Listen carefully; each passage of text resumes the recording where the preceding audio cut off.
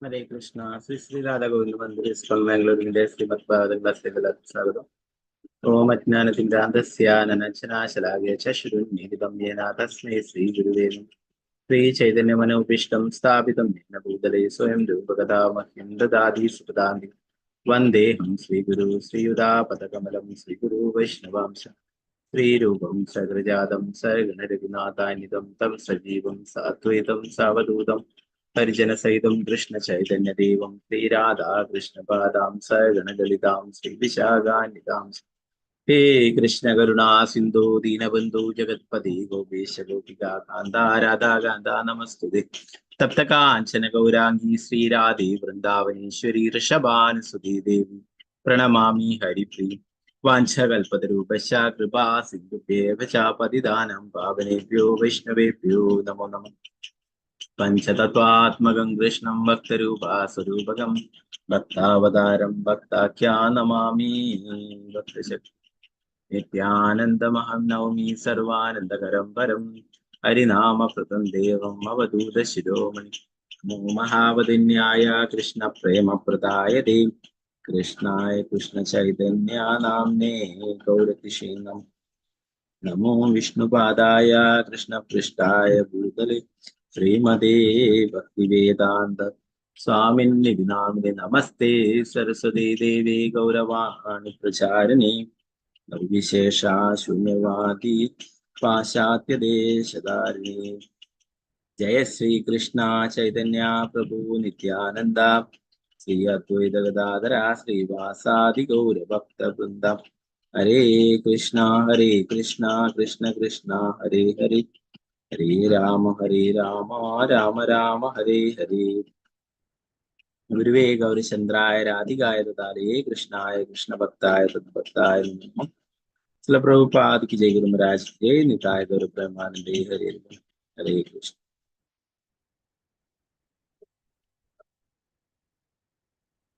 मदेग बंधु मत्संगिन मद्गुरो मन्महादना मन्निष्ठारग मद्भाग्य मदानंदा नमोस्तुते ग्रंथराय ശ്രീമദ് ഭാഗവതം തൃതീയ സ്കന്ധം 33-ാം അധ്യായം ശ്ലോകം 7 ഏകാദശിയാണ് അല്ലെ. വളരെ പ്രധാനപ്പെട്ട ഒരു ശ്ലോകമാണ്. ഭഗവാന്റെ ഹരിനാമത്തെ കുറിച്ചിട്ടും അത് ജപിക്കാനായിട്ട് ഭാഗ്യം സിദ്ധിച്ചവരെ കുറിച്ചിട്ടും ഒക്കെ പറയുന്നതാണ്. വളരെ മനോഹരമായിട്ടുള്ള ഒരു ശ്ലോകമാണ്. അതിലേക്ക് കടക്കാം. ഓം നമോ ഭഗവതേ വാസുദേവായ.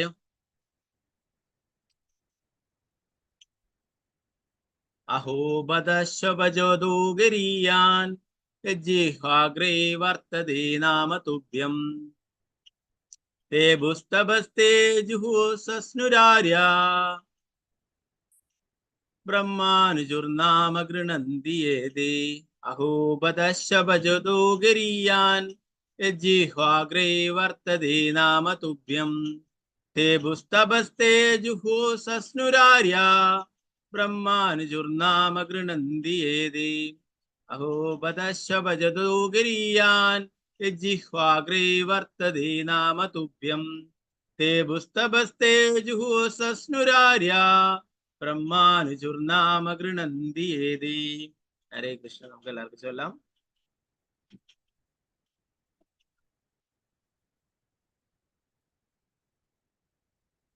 ഓം നമോ ഭഗവതേ വാസുദേവായ. ഓം നമോ ഭഗവതേ വാസുദേവായ. അഹോ ബദശ്വഭജതോ ഗരീയാൻ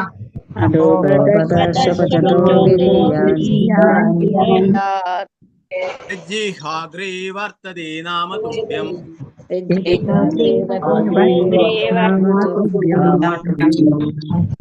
ഭുസ്തഭസ്തേ ജുഹോസസ്നുരാര്യ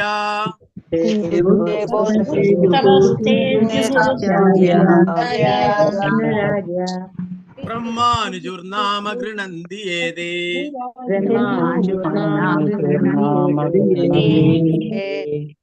അഹോ ബദശ്വഭജതോ ഗരീയാൻ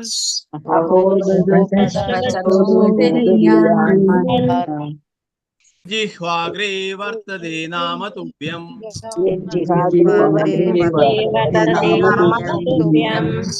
തേ ഭുസ്തഭസ്തേ ജുഹോസസ്നുരാര്യ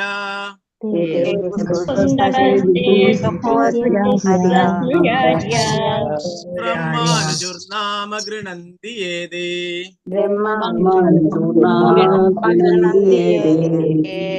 ഹരേ കൃഷ്ണ പ്രഭുജി. പ്രണാമം. ഹരേ കൃഷ്ണ. സാധാരണ ചൊല്ലുന്ന പോലെ 4 പേര് ചൊല്ലിക്കോളൂ.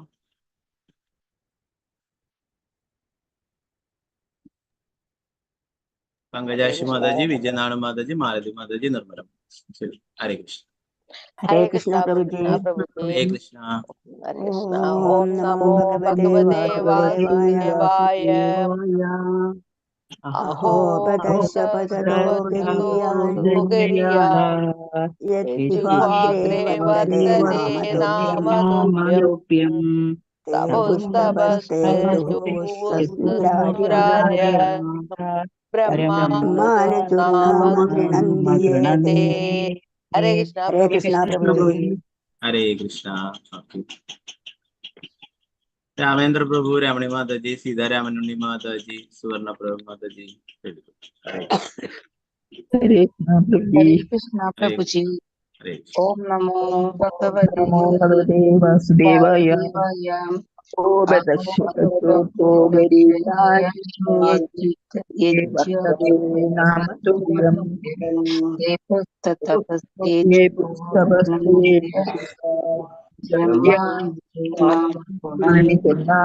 നന്ദിയേതേ.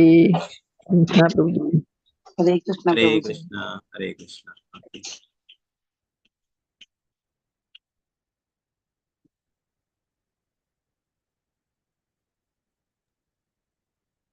തങ്കമണി മാതാജി, അംബുജദേവി മാതാജി, വത്സരശാജി മാതാജി, വസന്ത മാതാജി ചൊല്ലിക്കൊള്ളു. ഹരേ കൃഷ്ണ. ഹരേ കൃഷ്ണ പ്രഭുജി. ഹരേ കൃഷ്ണ. ഓം നമോ ഭഗവതേ വാസുദേവായ. അഹോ ബദ്ധസ്വരോ ഗരീയാൻ യജ്ജിഹ്വാഗ്രേ വർത്തതേ നാമതുഭ്യം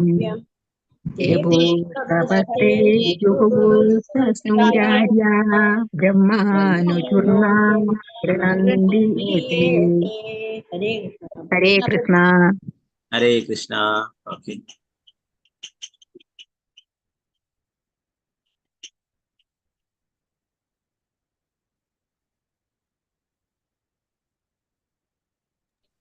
ഇന്ദുമുഖി മാതാജി, പത്മകുമാരി മാതാജി, ഗീതാട്ടി മാതാജി, അനിതകുമാരി മാതാജി ചൊല്ലിക്കൊള്ളു. ഹരേ കൃഷ്ണ പ്രഭുജി. ഓം നമോ ഭഗവതേ ഹരേ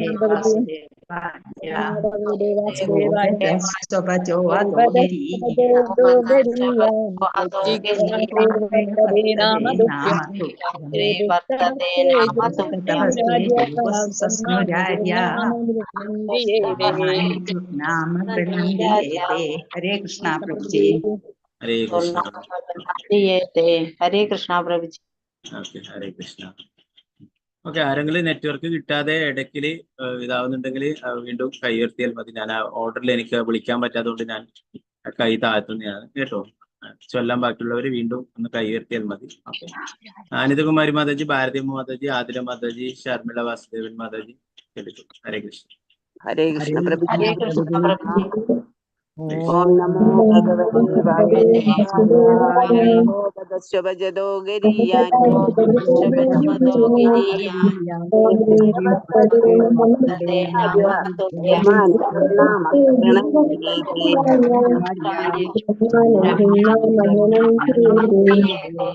ഹരേ കൃഷ്ണ. ഹരേ കൃഷ്ണ. ഓക്കെ.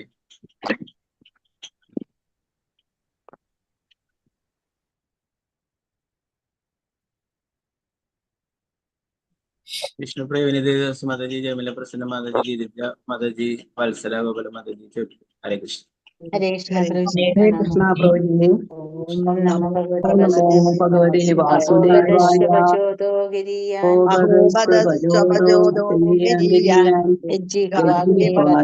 വർത്തതേ നാമതുഭ്യം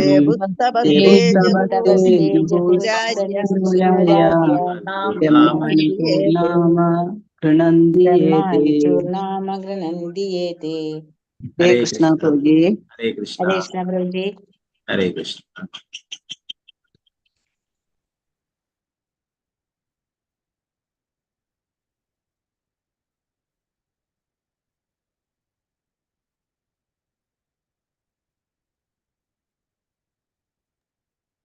സാവിത്രി കൃപേശ്വരി ദേവദാസ് മാതാജി, ഗീതാസി മാതാജി, രമണി മാതാജി ചൊല്ലിക്കോളൂ. ഹരേ കൃഷ്ണ. ഹരേ ഹരേ കൃഷ്ണ കൃഷ്ണ പ്രഭുജി, പ്രണാമം പ്രഭുജി. ഹരേ കൃഷ്ണ. ഓം നമോ ഭഗവതേ വാസുദേവായ. അഹോ ഗദശ്വാപജദോ ഗരീയാൻ യജ്ജീഫാഗ്രി വർത്തതേ നാമതുഭ്യം തേ പുസ്തകസ്തേ ജുഹുസ്വസ്നുരോര്യ ബ്രഹ്മാനുചൂർനാമ ഗൃണന്തിയേതേ. ഹരേ കൃഷ്ണ പ്രഭുജി. ഹരേ കൃഷ്ണ. ഹരേ കൃഷ്ണ പ്രഭുജി. ഹരേ കൃഷ്ണ.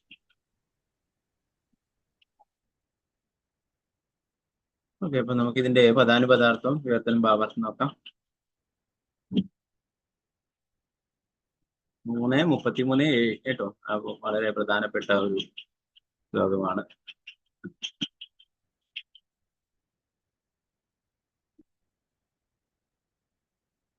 അഹോബദ, ഓ എത്ര മഹത്വരം, ശ്വപചഹ നായ് മാംസം ഭക്ഷിക്കുന്നവൻ, അതഹ ആ സ്ഥിതിക്ക്, ഗരിയാൻ ആരാധ്യാർഹമായ, യത് ആരുടെ, ജിഹ്വാഗ്രേ നാവിന്റെ അഗ്രത്തിൽ, വർത്തതേ വർത്തിക്കുന്നു, നാമ വിശുദ്ധ നാമം, തുഭ്യം അങ്ങേക്കായി, തേബുഹു തപഹ തപസ്സുകൾ അനുഷ്ഠിക്കുക, തേ അവർ, ജുഹു അഗ്നിയാഗങ്ങൾ, സസ്നുഹു പുണ്യനദികളെ സ്നാനം ചെയ്യുക, ആര്യാഹ ആര്യന്മാർ, ബ്രഹ്മ അനുചു വേദങ്ങൾ അഭ്യസിക്കുക, നാമ ദിവ്യനാമം ഗൃണന്തി സ്വീകരിക്കുക, ഏ അവർ ആര്, തേ അങ്ങയുടെ. വിവർത്തനം ഭാവാർത്ഥം ഭക്തിവേദാന്ത സ്വാമി ശ്രീല പ്രഭുപാദ് കി ജയ്. ഓ ആരുടെ നാവുകളാണോ അങ്ങയുടെ ദിവ്യനാമം ജപിക്കുന്നത്, അവർ എത്ര മഹത്വമുള്ളവരാണ്. നായ്മാംസം ഭക്ഷിക്കുന്നവരുടെ കുടുംബങ്ങളിൽ ജനിച്ചവരായാൽ പോലും അവർ ആരാധ്യർഹരാകുന്നു. അങ്ങയുടെ ഭഗവത് പദത്തിന്റെ ദിവ്യനാമം കീർത്തിക്കുന്ന വ്യക്തികൾ എല്ലാവിധ തപസ്സുകളും അഗ്നിയാഗങ്ങളും അനുഷ്ഠിച്ചവരും ആര്യന്മാരുടെ സ്വൽസ്വഭാവങ്ങൾ ആർജിച്ചവരുമാണ്. അങ്ങയുടെ ഭഗവത് പദത്തിന്റെ ദിവ്യനാമങ്ങൾ കീർത്തിക്കുന്നവരായി തീരുവാൻ അവർ തീർത്ഥകേന്ദ്രങ്ങളിലെ പുണ്യനദികളിൽ സ്നാനം ചെയ്യുകയും വേദങ്ങൾ അഭ്യസിക്കുകയും വേണ്ടതെല്ലാം പൂർത്തീകരിക്കുകയും ചെയ്തിരുന്നു. ഭാവാർത്ഥം ഭക്തിവേദാന്ത സ്വാമി ശ്രീല പ്രഭുപാദ് കി ജയ്. മുൻ ശ്ലോകത്തിൽ പ്രസ്താവിച്ചതുപോലെ ഭഗവാന്റെ ദിവ്യനാമം ഒരിക്കൽ അപരാധമുക്തമായി കീർത്തിക്കുന്ന വ്യക്തി വളരെ പെട്ടെന്ന് വൈദിക യജ്ഞങ്ങൾ അനുഷ്ഠിക്കുവാൻ യോഗ്യനായിത്തീരും. ശ്രീമദ് ഭാഗവതത്തിലെ ഈ പ്രസ്താവനയിൽ ആരും ആശ്ചര്യപ്പെടേണ്ടതില്ല.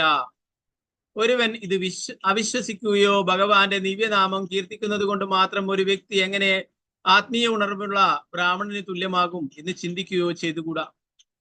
അവിശ്വാസികളുടെ മനസ്സുകളിലെ അത്തരം സംശയങ്ങൾ ദൂരീകരിക്കാൻ ഭഗവാന്റെ ദിവ്യനാമ ജപതലം ആകസ്മികമായി കൈവരുന്നതല്ലെന്നും ജപകർത്താക്കൾ എല്ലാവിധ വൈദികാചാരങ്ങളും യജ്ഞങ്ങളും നേരത്തെ തന്നെ അനുഷ്ഠിച്ചിട്ടുള്ളവർ ആയിരിക്കുമെന്നും ഈ ശ്ലോകത്തിൽ പറഞ്ഞിരിക്കുന്നു. വൈദികാചാരപരമായ യജ്ഞങ്ങൾ, വേദപഠനം തുടങ്ങിയ താഴ്ന്ന തലങ്ങൾ തരണം ചെയ്ത് ഒരു ആര്യന് സമാനമായ സൽസ്വഭാവം ആർജിക്കാതെ ജീവിതത്തിൽ ഒരിക്കൽ പോലും ആർക്കും ഭഗവാന്റെ ദിവ്യനാമം കീർത്തനം ചെയ്യാൻ സാധിക്കില്ലെന്ന് പറഞ്ഞാൽ അതിൽ വളരെ അതിശയിക്കാനൊന്നുമില്ല. ഇവയെല്ലാം നിർബന്ധമായും അനുഷ്ഠിച്ചിരിക്കണം. ഒരു നിയമ വിദ്യാർത്ഥി പൊതുവിദ്യാഭ്യാസത്തിൽ ബിരുദമെടുത്തിരിക്കണമെന്ന് നിർബന്ധമുള്ളതുപോലെ ഭഗവാന്റെ ദിവ്യനാമമായ ഹരേ കൃഷ്ണ കൃഷ്ണ കൃഷ്ണ ഹരേ ഹരേ, ഹരേ രാമ രാമ രാമ ഹരേ ഹരേ ജപിക്കണമെങ്കിൽ നിർബന്ധമായും താഴ്ന്ന തലങ്ങളെല്ലാം വിജയകരമായി പിന്നിട്ടിരിക്കണം. നാവിന്റെ അഗ്രത്താൽ ജപിക്കുന്ന നാമം പൂർണ്ണമായിരിക്കുമെന്നും പറഞ്ഞിരിക്കുന്നു. ഒരുവൻ ദിവ്യനാമം മുഴുവനായി ജപിക്കുകയോ അപരാധ തലം, അപരാധ രഹിത തലം, പരിശുദ്ധ തലം എന്നിവകൾ ഉൾപ്പെടെ എല്ലാ നടപടിക്രമങ്ങളും മനസ്സിലാക്കുകയോ വേണമെന്നില്ല.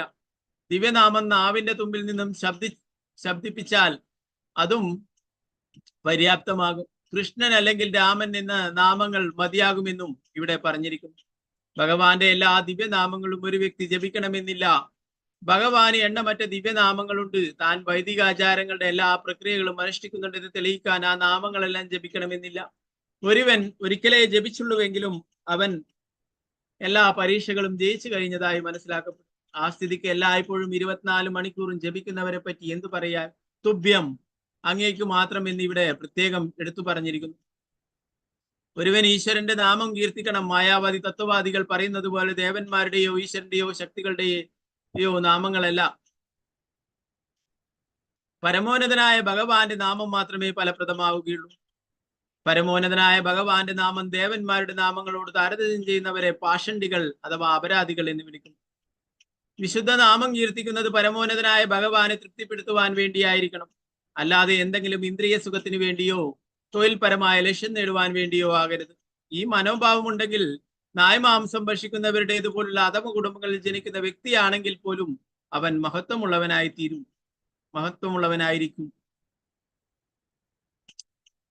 സ്വയം പരിശുദ്ധീകരിക്കുവാൻ മാത്രമല്ല, മറ്റുള്ളവരെ മോചിപ്പിക്കുവാനും അവൻ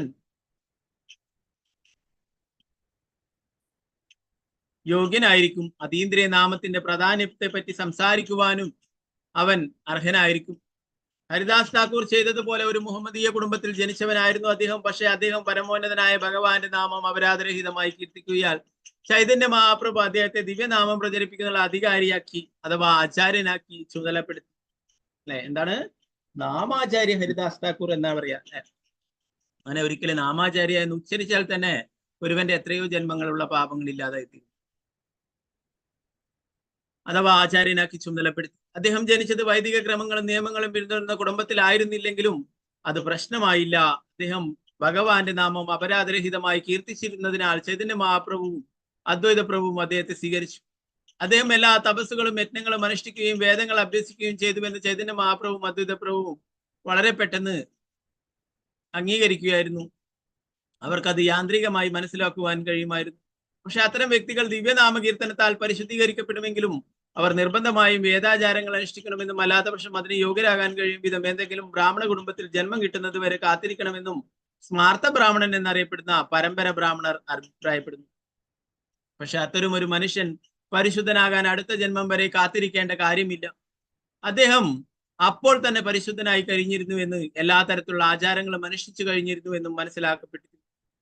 ബ്രാഹ്മണരെന്ന് പറയപ്പെടുന്നവരാണ് വാസ്തവത്തിൽ പരിശുദ്ധിയുടെ തലത്തിൽ എത്തുന്നതിന് മുമ്പ് എല്ലാവിധ തരം തപസ്സുകളും അനുഷ്ഠിക്കേണ്ടത്.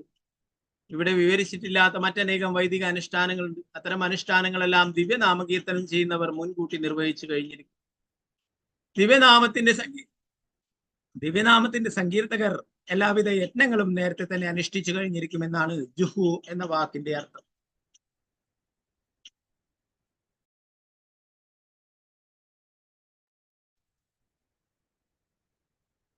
ജുഹു എന്ന വാക്ക് ഉദ്ദേശിക്കുന്നത് ദിവ്യനാമത്തിന്റെ സങ്കീർത്തകർ എല്ലാവിധ യജ്ഞങ്ങളും നേരത്തെ അനുഷ്ഠിച്ചു കഴിഞ്ഞിരിക്കുന്നു എന്നാണ് ജുഹു എന്ന വാക്കിന്റെ അർത്ഥം.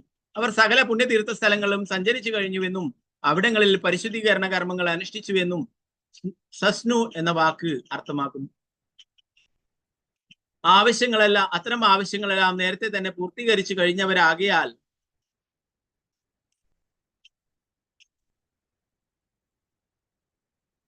അവരെ ആര്യ എന്ന് വിളിക്കുന്നു. അതിനാൽ അവർ ആര്യന്മാരിൽ ഉൾപ്പെടും, അഥവാ ആര്യന്മാരാകാൻ സ്വയം യോഗ്യത നേടിയിരിക്കും. ആര്യൻ എന്ന പദം പരിഷ്കൃതരെ വൈദികാചാര്യ പ്രകാരം ക്രമീകരിക്കപ്പെട്ട സ്വഭാവമുള്ളവരെ പരാമർശിക്കുന്നതാണ്. ഭഗവാന്റെ ദിവ്യനാമം സങ്കീർത്തനം ചെയ്യുന്ന ഭക്തന്മാരാണ് ഏറ്റവും നല്ല ആര്യന്മാർ. വേദങ്ങൾ അധ്യയനം ചെയ്യാത്ത ഒരുവന് ആര്യനാകാൻ കഴിയില്ല. അതുകൊണ്ട് നാമസങ്കീർത്തനം ചെയ്യുന്നവർ നേരത്തെ തന്നെ എല്ലാ വൈദിക സാഹിത്യങ്ങളും അധ്യയനം ചെയ്തിട്ടുണ്ടെന്ന് യാന്ത്രികമായി ഗ്രഹിക്കുവാൻ കഴിയും. അനുചുഹു എന്നാണ് ഇവിടെ പ്രത്യേകം ഉപയോഗിച്ചിട്ടുള്ള പദം. അവരുടെ വിധിക്കപ്പെട്ട കർമ്മങ്ങളെല്ലാം പൂർത്തിയാക്കി കഴിഞ്ഞതിനാൽ ആധ്യാത്മിക ഗുരുക്കന്മാരാകാൻ യോഗ്യരായി എന്നാണ് ആ വാക്കിനർത്ഥം. ഈ ശ്ലോകത്തിൽ ഉപയോഗിച്ചിട്ടുള്ള ഗൃണന്തി എന്ന പ്രത്യേക പദത്തിന്റെ സാരം അവർ ഇപ്പോൾ തന്നെ ആചാരാനുഷ്ഠാനങ്ങളുടെ പരിപൂർണ തലം സ്ഥാപിച്ചു കഴിഞ്ഞു എന്നാണ്. ഒരുവൻ ഒരു ഹൈക്കോടതിയുടെ ബെഞ്ചിൽ ഇരിക്കുകയും കേസുകളിൽ ന്യായവിധികൾ പുറപ്പെടുവിക്കുകയും ചെയ്യുന്നുണ്ടെങ്കിൽ അതിനർത്ഥം അയാൾ എല്ലാ നിയമപരീക്ഷകളും പാസ്സായിട്ടുണ്ടെന്നും നിയമപഠനം നടത്തിക്കൊണ്ടിരിക്കുന്നവരെക്കാൾ അഥവാ ഭാവിയിൽ നിയമം പഠിക്കുമെന്ന് പ്രതീക്ഷിക്കപ്പെടുന്നവരെക്കാൾ സമർത്ഥനുമാണെന്നാണ്.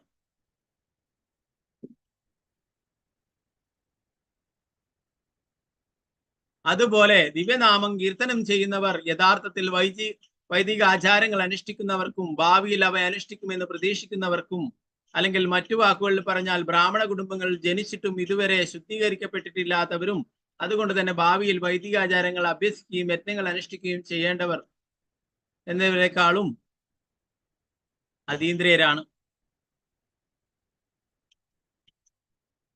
ഭഗവാന്റെ ദിവ്യനാമം കീർത്തിക്കുന്ന ഏതൊരുവനും ബദ്ധജീവിതത്തിൽ നിന്നും പെട്ടെന്ന് തന്നെ മോചിപ്പിക്കപ്പെടുമെന്നും ദിവ്യനാമം ശ്രവിക്കുന്ന ഏതൊരുവനും നായ്മാംസം ഭക്ഷിക്കുന്നവരുടെ കുടുംബത്തിൽ ജനിച്ചവനാണെങ്കിൽ പോലും പെട്ടെന്ന് തന്നെ ഭൗതിക ഗുരുക്കളിൽ നിന്നും സ്വതന്ത്രമാക്കപ്പെടുമെന്നും പല വൈദിക ഗ്രന്ഥങ്ങളിലും പ്രസ്താവിച്ചിട്ടുണ്ട്.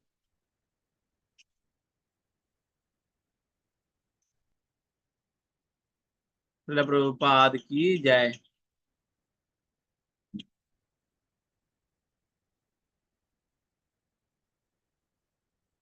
നാരായണ നമസ്കൃത്യ നരം ചൈവ നരോത്തമം ദേവീം സരസ്വതിം വ്യാസം തതോ ജയമുദ്രേ. നഷ്ടപ്രായേഷ ഭദ്രേഷു നിത്യം ഭാഗവത സേവയാ ഭഗവതി ഉത്തമ ശ്ലോകേ ഭക്തിർഭവതി നൈഷ്ടകേ. മൂകം കരോതി വാചാലം പങ്കും ലംഘയതി ഗിരിം യത്കൃപാതമഹം വന്ദേ ശ്രീഗുരു ദീനദാരിണം പരമാനന്ദമാധവം. ശ്രീ ചൈതന്യ ഈശ്വരം നമോ വിഷ്ണുപാദായ കൃഷ്ണപൃഷ്ഠായ ഭൂതലേ ശ്രീമതേ ഭക്തിവേദാന്ത സ്വാമിന്നിധി നാമിനി നമസ്തേ സരസ്വതീ ദേവി ഗൗരവാണി പ്രചാരിണി നിർവിശേഷ ശൂന്യവാദി പാശ്ചാത്യദേശധാരിണി. ജയ ശ്രീകൃഷ്ണ ചൈതന്യ പ്രഭു നിത്യാനന്ദ ശ്രീ അദ്വൈത ഗദാധര ശ്രീവാസാദി ഗൗരഭക്തവൃന്ദ. ഹരേ കൃഷ്ണ കൃഷ്ണ കൃഷ്ണ ഹരേ ഹരേ, ഹരേ രാമ രാമ രാമ ഹരേ ഹരേ. ഗുരുവേ ഗൗരചന്ദ്രായ രാധികായ തദാലേ കൃഷ്ണായ കൃഷ്ണഭക്തായ തദ്ഭക്തായ നമോ നമഃ. ചില പ്രഭുപാദ് ജയ ഗുരു മഹാരാജ് കി ജയ. നിതായ ഗൗരവന്ദേ. ഹരേ ഹരേ കൃഷ്ണ. ഓക്കെ, ഒരാൾ കൈയുയർത്തിയിട്ടുണ്ട്. വേറെ ആരെങ്കിലും ചൊല്ലാൻ താല്പര്യം ഉണ്ടെങ്കിൽ കൈയുയർത്തിക്കോളൂ, എന്നാൽ ഒരുമിച്ച് ചൊല്ലാം. ഓക്കെ, വലിയൊരു പർഫെക്റ്റാണ് പ്രഭുപാദത്തെ നല്ല മുഴുവനായിട്ട് വിശദീകരിച്ചിട്ടുണ്ട്. ഓക്കെ ഓക്കെ, രണ്ടുപേരുണ്ട്. കൈ കൂടി വരുന്നുണ്ടല്ലോ. ഓക്കെ, അപ്പൊ 3 പേരുണ്ട്, ചൊല്ലിക്കോളൂ. ഓക്കെ, സിന്ധു മാതാജി, അനന്തര മാതാജി, ധനലക്ഷ്മി മാതാജി ചൊല്ലിക്കോളൂ. ഹരേ കൃഷ്ണ. ഹരേ കൃഷ്ണ പ്രഭുജി. ഹരേ കൃഷ്ണ. ഓം നമോ ഭഗവതേ വാസുദേവായ. ശുഭജോഗരീയാൻ യജ്ഞഹോത്രേ വർത്തതേ നാമ തുഭ്യം തപസ്യേജുഹുസ്ന്യൂരായ ബ്രഹ്മാനുചൂർനാമ ഗൃണന്തി യേതേ. ഹരേ കൃഷ്ണ പ്രഭുജി.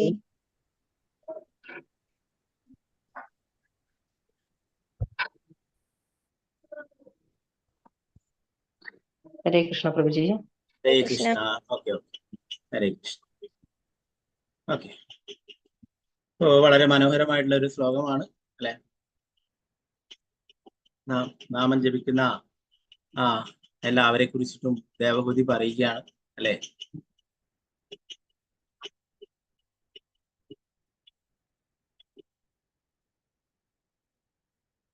ഓ, ആരുടെ നാവുകളാണോ അങ്ങയുടെ ദിവ്യനാമം ജപിക്കുന്നത് അവർ എത്ര മഹത്വമുള്ളവരാണ് അല്ലെ. അപ്പൊ നിങ്ങളൊക്കെ അത്രയും മഹത്വമുള്ളവരാണെന്ന് പറയുന്നു. എല്ലാവരും നാമം ജപിക്കുന്നവരാണ് അല്ലെ. ഓ, ദേവഹൂതി ഇവിടെ പറയുന്നു ഭഗവാനോട്, ഭഗവാന്റെ നാമം ജപിക്കുന്ന എല്ലാവരും എത്ര ഭാഗ്യവാന്മാരാണ്, എത്രമാത്രം മഹത്വമുള്ളവരാണെന്ന്. അപ്പൊ അങ്ങനെ ആ നാമം ജപിക്കുന്ന ആളെ എന്താ പറയുന്നത്, എല്ലാ വൈദിക കർമ്മങ്ങളും എല്ലാം അനുഷ്ഠിച്ചവരാണെന്നാ പറയുന്നത്. എല്ലാം പൂർത്തിയാക്കി അതിനുശേഷമാണ് ഈ നാമം, ഭഗവാന്റെ ദിവ്യനാമം ജപിക്കുവാനായിട്ട് സാധിക്കുന്നത്. അവരിനി വേറെ പ്രത്യേകിച്ച് ഒന്നും പഠിക്കേണ്ടതായിട്ടില്ല എന്ന് പറയും. നായമാംസം ഭക്ഷിക്കുന്നവരുടെ കുടുംബങ്ങളിൽ ജനിച്ചവരായാൽ പോലും അവർ ആരാധ്യർഹരാകുന്നു അല്ലെ. നായമാംസം ഒന്നും ഭക്ഷിക്കില്ല, എന്നാലും നമ്മൾ എന്തെങ്കിലുമൊക്കെ മാംസങ്ങളൊക്കെ അധികം പേരും ഭക്ഷിച്ചിട്ടുണ്ടാവും അല്ലെ. നമ്മൾ കൃഷ്ണാബോധത്തിലൊക്കെ എത്തുന്നതിന് മുന്നേ അതൊക്കെ ഒന്നും നമുക്ക് അറിയില്ല. അതിനെപ്പറ്റി ഒന്ന് പ്രഭുപാദരാണ് അത് വളരെ വ്യക്തമായിട്ട് പറഞ്ഞത് അല്ലെ. ഓ, ഇന്നും നായ്മാംസം ഭക്ഷിക്കുന്നവരുണ്ട് അല്ലെ. ഇതൊന്നും വെറുതെ പറയുന്നില്ല. നായ്മാംസം ഭക്ഷിക്കുന്ന, പട്ടിമാംസം ഭക്ഷിക്കുന്നവര് ഇന്നും ഉണ്ട്. ഫിലിപ്പൈൻസുകാരൊക്കെ, ഗൾഫ് രാജ്യങ്ങളിലൊക്കെ അവർ കൂടുതൽ ആൾക്കാരൊക്കെ ഉണ്ട്. അപ്പൊ അവിടെ അടുത്ത ആൾക്കാരൊക്കെ പറയും, ഫിലിപ്പൈൻസുകാരൊക്കെ വന്നിട്ട് പട്ടിയെ ഒന്നും പുറത്തേക്ക് വിടണ്ട എന്ന് പറയും. വീട്ടിൽ വളർത്തുന്ന പട്ടിയെ തന്നെ കുറച്ച് കഴിയുമ്പോൾ പിന്നെ ഇത് കാണില്ല. അപ്പൊ അവരത്രയും അതിന്റെ സ്വാദ് ആസ്വദിക്കുന്നു, പട്ടിയുടെ മാംസം. അപ്പൊ ഇന്നും ഫിലിപ്പൈൻസ് ഒക്കെ ഉണ്ട്. അവിടെയൊക്കെ ശ്രീല പ്രഭുപാദർ പോയിട്ട് പ്രീച്ച് ചെയ്തിട്ടുണ്ടായിരുന്നു. പട്ടി മാംസം ഭക്ഷിക്കുന്നവർക്ക് അവരെയൊക്കെ ഉയർത്തിക്കൊണ്ടുവരികയുണ്ടായിരുന്നു. അപ്പൊ ഇതൊന്നും വെറുതെ പറയുന്നില്ല. ഇന്നത്തെ കാലത്തും ഇങ്ങനെ പട്ടിമാംസം ഭക്ഷിക്കുന്നവരുണ്ട്. നമ്മുടെ രാജ്യത്ത് കുറവായിരിക്കും, എന്നാൽ വേറെ ഫിലിപ്പൈൻസ് പോലുള്ള രാജ്യങ്ങളിലൊക്കെ ഉണ്ട്. അവർക്ക് ഏറ്റവും പ്രിയപ്പെട്ട ഭക്ഷണം ഇതാണ്, പട്ടിമാംസം. അപ്പൊ ഇവിടെ പറയുന്നു, നായ്മാംസം ഭക്ഷിക്കുന്നവരുടെ കുടുംബങ്ങളിൽ ജനിച്ചവരായാൽ പോലും അവർ ആരാധ്യർഹരാകുന്നു. അങ്ങയുടെ ഭഗവത് പദത്തിന്റെ നാമം ദിവ്യനാമം കീർത്തിക്കുന്ന വ്യക്തികൾ എല്ലാവിധ തപസ്സുകളും അഗ്നിയാഗങ്ങളും അനുഷ്ഠിച്ചവരും ആര്യന്മാരുടെ സ്വൽസ്വഭാവങ്ങൾ ആർജിച്ചവരും ആണ്. അങ്ങയുടെ ഭഗവത് പദത്തിന്റെ ദിവ്യനാമങ്ങൾ കീർത്തിക്കുന്നവരായി തീരുവാൻ അവർ തീർത്ഥാടന കേന്ദ്രങ്ങളെ പുണ്യനദികളിൽ സ്നാനം ചെയ്യുകയും വേദങ്ങൾ അഭ്യസിക്കുകയും വേണ്ടതെല്ലാം പൂർത്തീകരിക്കുകയും ചെയ്തിരുന്നു. ദേവഹൂതി ഇവിടെ ഭഗവാനോട് പറയുന്നതാണ്, അവർ അത്രയും ഭാഗ്യവാന്മാരാണ്. അവരെല്ലാം എല്ലാ യാഗങ്ങളും മറ്റുള്ളതൊക്കെ വേദങ്ങളൊക്കെ പഠിച്ചു, എല്ലാം അനുഷ്ഠിച്ചിട്ടുണ്ട്, എല്ലാ തപശ്ചര്യകളും ചെയ്തിട്ടുണ്ട് എന്നാ പറയുന്നത്. അതുകൊണ്ടാണ് അവർക്ക് അങ്ങയുടെ ദിവ്യനാമം ജപിക്കുവാനായിട്ട് പറയുന്നത്, അല്ലെ?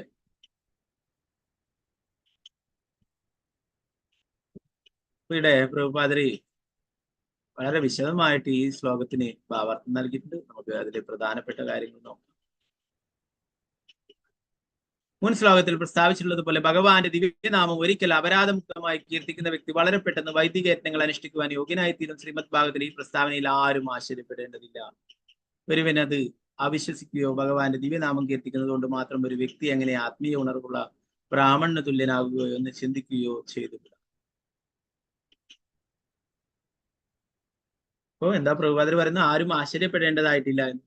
നമ്മൾ പുറത്തൊന്നും നോക്കണ്ട, നമ്മുടെ തന്നെ ഉദാഹരണം നോക്കിയാൽ മതി.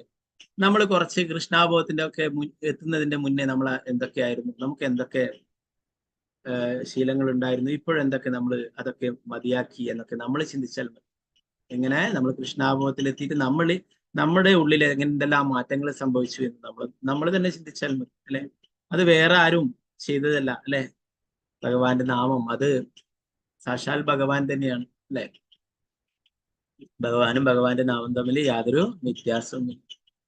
അപ്പൊ അത് ജപിക്കുന്നവരുടെ എല്ലാ പാപകർമ്മങ്ങളും ഇല്ലാതായിത്തീരുന്നവർ ഒരു വലിയ പർവ്വത സമാനമായ ഒരു വൈക്കോൽ കൂനയ്ക്ക്, അല്ലെ, ഒരു ചെറിയ തീപ്പൊരി കൊണ്ട് അത് കത്തിച്ച് അമ്പലാവുന്ന പോലെ ഭഗവാന്റെ തിരുനാമം ജപിക്കുകയാണ് നമ്മുടെ എത്രയോ ജന്മങ്ങളായിട്ടുള്ള എല്ലാ പാപഫലങ്ങളും ഇല്ലാതായിത്തീരും.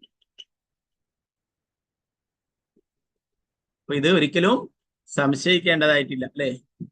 ഇങ്ങനെ ഒരിക്കലേ സംശയിച്ചതായിട്ട് ചൈതന്യ ചരിതാമൃതത്തിന്റെ ഒരു രീതിയിൽ പറയുന്നുണ്ട്, അല്ലെ? ശ്രീ ചൈതന്യ മഹാപ്രഭു നാമത്തിന്റെ പ്രാധാന്യം ഹരിദാസ് ഠാക്കൂർ ശ്രീ ചൈതന്യ മഹാപ്രഭുവിനോട് പറയുന്ന അവസരത്തിൽ ഇത് കേൾക്കുകയും ഒരു അസൂയാലുവായിട്ടുള്ള ഒരു വ്യക്തി അതിനെ വിമർശിക്കുകയും ചെയ്തു. എന്താണ് നിങ്ങൾ പറയുന്നത്? വെറും നാമം ജപിച്ചു കഴിഞ്ഞാൽ മുക്തി ലഭിക്കുന്നോ? യാതൊരു തപശ്ചര്യകളും വേണ്ട, വെറും നാമം ജപിച്ചാൽ മതിയോ എന്നൊക്കെ പറഞ്ഞിട്ട് അങ്ങനെ ഓഫൻഡ് ചെയ്യുകയും അദ്ദേഹം ശപിക്കുകയും ചെയ്തു. ഇങ്ങനെ തെറ്റായ കാര്യം പറയുന്നതുകൊണ്ട് നിങ്ങളുടെ മൂക്ക് ചീഞ്ഞ് നശിച്ചു പോകുമെന്ന് പറഞ്ഞിട്ട് ശപിക്കുകയുണ്ട്. എന്നാൽ ആരുടെ മൂക്കാണ് നശിച്ചത് പിന്നീട് കാണാനായിട്ട് കുറച്ച് ദിവസങ്ങൾക്ക് ശേഷം അദ്ദേഹത്തിന്റെ മൂക്ക് ചീഞ്ഞ് നശിക്കുകയുണ്ടായെന്ന് പറഞ്ഞു. അപ്പൊ അദ്ദേഹത്തിന് അതിന് വിശ്വാസം.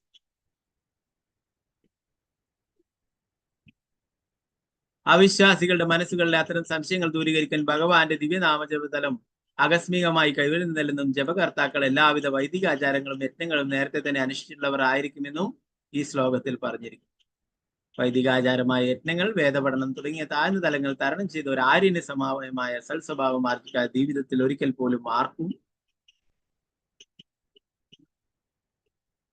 ഭഗവാന്റെ ദിവ്യനാമം കീർത്തനം ചെയ്യാൻ സാധിക്കില്ലെന്ന് പറഞ്ഞാൽ അതിൽ വളരെ അതിശയിക്കാനൊന്നും ഇല്ലായിരുന്നു. അപ്പൊ മറ്റുള്ള എല്ലാ വൈദികമായിട്ടുള്ള യജ്ഞങ്ങളും യാഗങ്ങളും ഒക്കെ ചെയ്തിട്ടുണ്ടെന്നാ പറയുന്നത്, അല്ലെ? അപ്പൊ അവസാനമായിട്ടുള്ളത് ഭഗവാൻ പറയുന്നല്ലേ, യജ്ഞാനാം ജപയജ്ഞോസ്മി. യജ്ഞങ്ങളിൽ വെച്ചിട്ട് ഏറ്റവും വലിയ യജ്ഞം എന്ന് പറയുന്നത് ജപയജ്ഞമാകുന്നു, അത് ഞാനാകുന്നു എന്ന് പറയുന്നു.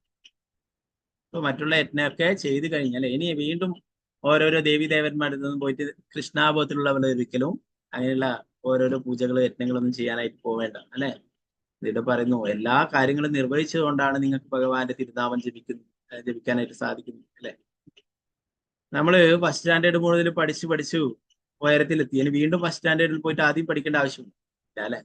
അപ്പൊ അതുപോലെ നമ്മൾ എല്ലാം ചെയ്തു കഴിഞ്ഞ് വീണ്ടും പല ആൾക്കാരെയും കാണാം, ഒന്നും ശരിയാകുന്നില്ല, നാമം ജപിച്ചിരുന്നു, കുറച്ച് ദേവീന്റെ അടുത്തും ശിവന്റെ അടുത്തൊക്കെ പോയേക്കാം, കുറച്ച് കൂടുതലേ എന്തെങ്കിലും മെച്ചമുണ്ടാവും എന്നൊക്കെ, അല്ലെ? അതല്ല, തെറ്റായിട്ടുള്ള കാര്യം, അല്ലെ? ഭഗവാൻ തന്നെ നേരത്തെ പറഞ്ഞു, അല്ലെ, നിങ്ങൾക്ക് എന്ത് ആഗ്രഹമുള്ളവരായും അല്ലെങ്കിലും എല്ലാം എന്നെ ഭജിക്കുവാനായിട്ട് പറയും. ഇപ്പൊ ഇവിടെ പ്രഭുപാദർ ഒരു ഉദാഹരണം പറയുന്നു. ഒരു നിയമ വിദ്യാർത്ഥി പൊതുവിദ്യാഭ്യാസത്തിൽ ബിരുദം എടുത്തിരിക്കണമെന്ന് നിർബന്ധം ഉള്ളതുപോലെ ഭഗവാന്റെ ദിവ്യമായ ഹരേ കൃഷ്ണ കൃഷ്ണ കൃഷ്ണ ഹരേ ഹരേ, ഹരേ രാമ രാമ രാമ ഹരേ ഹരേ ജപിക്കണമെങ്കിൽ നിർബന്ധമായും താഴ്ന്ന തലങ്ങളെല്ലാം വിജയമായി പിന്നിട്ടിരിക്കണം. അല്ലെ? എന്തായാലും ഒരു ഉയർന്ന വിദ്യാഭ്യാസം, ഇപ്പം നിയമ വിദ്യാർത്ഥിയായിട്ട് വക്കീലാവണമെങ്കിലും അല്ലെങ്കിൽ എഞ്ചിനീയർ ആവണം, ഡോക്ടർ ആണെങ്കിലും അടിസ്ഥാനമായിട്ടുള്ള ആ ഒരു വിദ്യാഭ്യാസം എപ്പോഴും പൂർത്തിയാക്കിയിരിക്കണമെങ്കിൽ അല്ലെ, എങ്കിൽ മാത്രമേ ഉയർന്നതായിട്ടുള്ള ആ വിദ്യാഭ്യാസത്തിന് യോഗ്യനാവുകയുള്ളൂ അല്ലെ. അതുപോലെ ഇവിടെ പറയുന്നു, ഭഗവാന്റെ തിരുനാമം ജപിക്കുന്നവൻ മറ്റുള്ള എല്ലാ വേദ നടപടിക്രമങ്ങളും മറ്റുള്ള തപശ്ശേരികളൊക്കെ അനുഷ്ഠിച്ചു കഴിഞ്ഞിരിക്കുന്നു. അതൊക്കെ താഴ്ന്ന തലത്തിലുള്ള എല്ലാം വിജയിച്ചത് കൊണ്ടാണ് ഭഗവാന്റെ നാമം ജപിക്കാനായിട്ട് സാധിക്കും. നാവിന്റെ അഗ്രത്താൽ ജപിക്കുന്ന നാമം മഹത്വപൂർണമായിരിക്കും എന്നും പറഞ്ഞിരിക്കുന്നു. ഒരുവൻ ദിവ്യനാമം മുഴുവനായി ജപിക്കുകയോ അപരാധരഹിത തലം, പരിശുദ്ധ തലം എന്നിവകൾ ഉൾപ്പെടെ എല്ലാ നടപടിക്രമങ്ങളും മനസ്സിലാക്കുകയോ വേണമെന്നില്ല. ദിവ്യനാമം നാവിന്റെ തുമ്പിൽ നിന്ന് ശബ്ദിപ്പിച്ചാൽ അതും പര്യാപ്തമാകും. കൃഷ്ണൻ അല്ലെങ്കിൽ രാമൻ എന്നീ നാമങ്ങൾ മതിയാകുമെന്നും ഇവിടെ പറഞ്ഞിരിക്കുന്നു. ഭഗവാന്റെ എല്ലാ ദിവ്യനാമങ്ങളും ഒരു വ്യക്തി ജപിക്കണമെന്നില്ല. ഭഗവാൻ എണ്ണമറ്റ ദിവ്യനാമങ്ങളുണ്ട്. താൻ വൈദിക ആചാരങ്ങളുടെ എല്ലാ പ്രക്രിയകളും അനുഷ്ഠിക്കുന്നുണ്ടെന്ന് തെളിയിക്കാൻ ആ നാമങ്ങളെല്ലാം ജപിക്കണമെന്ന് ഇല്ല. ഒരുവൻ ഒരിക്കലേ ജപിക്കുന്നുള്ളൂ എങ്കിലും അവൻ എല്ലാ പരീക്ഷകളും ജയിച്ചു കഴിഞ്ഞതായി മനസ്സിലാക്കപ്പെടും എന്നത്. അപ്പൊ ഭഗവാനെ അനേകം നാമങ്ങളുണ്ട്, അതെല്ലാം ജപിക്കണമെന്നില്ല, ഏതെങ്കിലും ഒന്ന് തന്നെ ജപിച്ചാൽ മതി എന്ന് പറയുന്നു.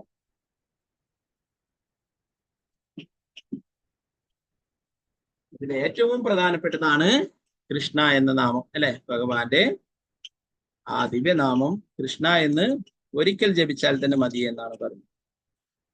അനേകം നാമങ്ങളുണ്ട്, എല്ലാം ജപിക്കണമെന്നില്ല അല്ലെ. ശാസ്ത്രങ്ങളിൽ തന്നെ പറയുന്നുണ്ടായിരുന്നു അല്ലെ, നമ്മൾ നേരത്തെ പഠിച്ചു അല്ലെ. സഹസ്രനാമം ജപിക്കുന്നതിനെ തുല്യമാണ് ഒരിക്കൽ രാമ എന്ന് ജപിച്ചാൽ തന്നെ എന്ന് പറയുന്നു അല്ലെ. അപ്പൊ അതുപോലെ തന്നെ കൃഷ്ണ എന്ന് ഒരിക്കൽ ജപിച്ചു കഴിഞ്ഞാൽ 3 തവണ രാമ എന്ന നാമം ജപിക്കുന്നത് തുല്യമാണെന്ന് പറഞ്ഞു. സഹസ്രനാംനാം പുണ്യാനാം ആവൃത്തിതു യത്ഫലം ഏകവൃത്തിതു കൃഷ്ണസ്യ നാമൈകം തത് പ്രയച്ഛതി. ഒരാൾ ഒരിക്കൽ കൃഷ്ണനാമം ഉച്ചരിച്ചാൽ ശുദ്ധമായ വിഷ്ണു സഹസ്രനാമം 3 തവണ ജപിച്ചാൽ ലഭിക്കുന്ന അതേ ഫലം ഒരാൾക്ക് ലഭിക്കും. വിഷ്ണുവിന്റെ 1000 നാമങ്ങൾക്ക് തുല്യമാണ് രാമന്റെ ഒരു നാമം എന്ന്. രാമ എന്ന് ഒരിക്കൽ ജപിച്ചു കഴിഞ്ഞാല് വിഷ്ണു സഹസ്രനാമം ഒരു പ്രാവശ്യം ജപിച്ചതിന്, വിഷ്ണുവിന്റെ 1000 നാമങ്ങൾ ജപിച്ചതിന് തുല്യമാണ് രാമ എന്ന് ഒരിക്കൽ ഉച്ചരിച്ചാൽ. അതുപോലെ 3 തവണ വിഷ്ണു സഹസ്രനാമം ചൊല്ലുന്നതിന് തുല്യമാണ് കൃഷ്ണ എന്ന് ഒരിക്കൽ ഉച്ചരിച്ചാൽ അല്ലെ. അപ്പോ എല്ലാ നാമങ്ങളും ചൊല്ലണം എന്നില്ല, കൃഷ്ണ എന്ന് ഒരിക്കല് ജപിച്ചാൽ തന്നെ 3 തവണ വിഷ്ണു സഹസ്രനാമം ജപിച്ചതിന്റെ ഫലം ലഭിക്കും. വിഷ്ണുവിന്റെ 3000 നാമങ്ങൾ, അതായത് രാമന്റെ 3 നാമങ്ങൾ കൃഷ്ണന്റെ ഒരു നാമത്തിന് തുല്യമാണ്. നമ്മള് ഹരേ കൃഷ്ണ കൃഷ്ണ കൃഷ്ണ ഹരേ ഹരേ, ഹരേ രാമ രാമ രാമ ഹരേ ഹരേ.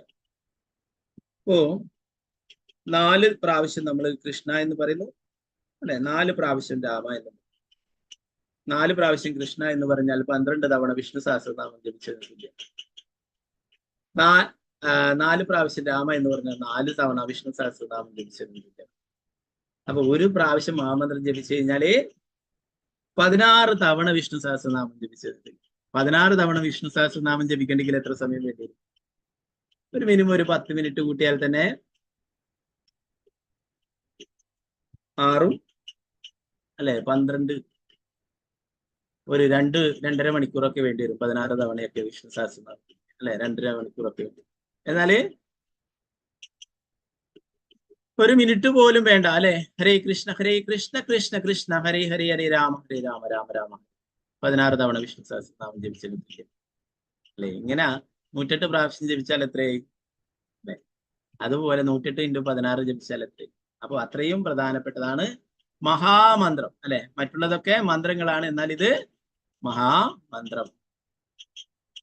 ഓക്കെ.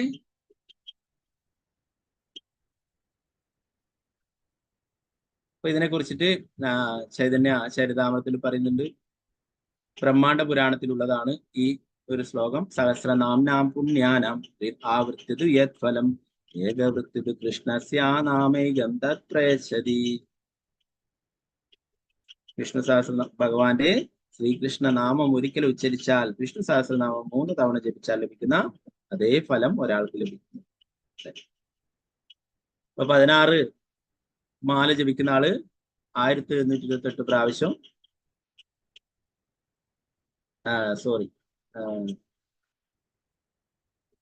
108 പ്രാവശ്യം ജപിച്ചാൽ തന്നെ 108 പ്രാവശ്യം ഒരു മാല ജപിക്കുന്ന ആള് 1128 പ്രാവശ്യം വിഷ്ണു സഹസ്രനാമം ജപിച്ചിരുന്നു. 16 മാല ജപിക്കുന്നവള് അവര് 27,648 പ്രാവശ്യം വിഷ്ണു സഹസ്രനാമം ഒരു 16 റൗണ്ട് 108 × 16 അല്ലെ 16 മാല ജപിക്കുന്നവർക്ക് 27,648 പ്രാവശ്യം വിഷ്ണു സഹസ്രനാമം ജപിച്ചതിന് തുല്യമാണ്. അപ്പോ അതുകൊണ്ടാണ് പറയുന്നത് ഭഗവാൻ അനേകം നാമങ്ങളുണ്ട്, അനേകം നാമങ്ങൾ എല്ലാം ജപിക്കണമെന്നില്ല, ഭഗവാന്റെ ഏതെങ്കിലും ഒരു നാമം തന്നെ ജപിച്ചാൽ മതി എന്ന്. അതിൽ ഏറ്റവും പ്രധാനപ്പെട്ടത് കൃഷ്ണ എന്നുള്ള നാമമാണെന്ന് പറയുന്നു. ഓക്കെ, അപ്പൊ പലർക്കും അത് എല്ലാ നാമവും തുല്യമല്ലേ എന്നൊക്കെ പറയും അല്ലെ, ശാസ്ത്രങ്ങളിൽ തന്നെ പറയുന്നുണ്ട്. അതിന് കൃഷ്ണന്റെ നാമം ജപിക്കുകയാണെങ്കിൽ ഇവിടെ പറയുന്നു കൃഷ്ണ മന്ത്രേ ഹൈത്തെ ഹബേ സംസാരമോചന കൃഷ്ണ നാമ ഹൈത്തെ പാപേ കൃഷ്ണരചരണ. കേവലം കൃഷ്ണന്റെ തിരുനാമം ജപിക്കുക വഴി ഒരുവന് ഭൗതിക അസ്തിത്വത്തിൽ നിന്ന് മോചനം ലഭിക്കുന്നു. ഹരേ കൃഷ്ണ മഹാമന്ത്രം ജപിക്കുക വഴി തീർച്ചയായും ഒരുവന് കൃഷ്ണന്റെ പാതാരബിന്ദങ്ങൾ ദർശിക്കുവാനാവും എന്ന് പറഞ്ഞു.